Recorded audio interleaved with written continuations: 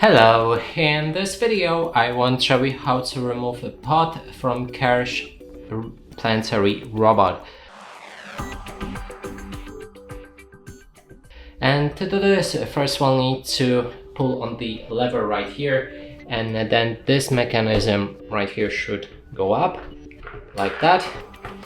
Then to remove the pod we'll need to turn it to the right side. There's an arrow with the lock right here.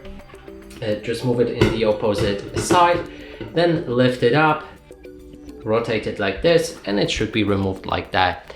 And if you want to insert it back, then grab the pod, insert it that way, and then just rotate it so that the handle is directly in front. It should lock it in place, and then we can lower the mechanism by using the lever again.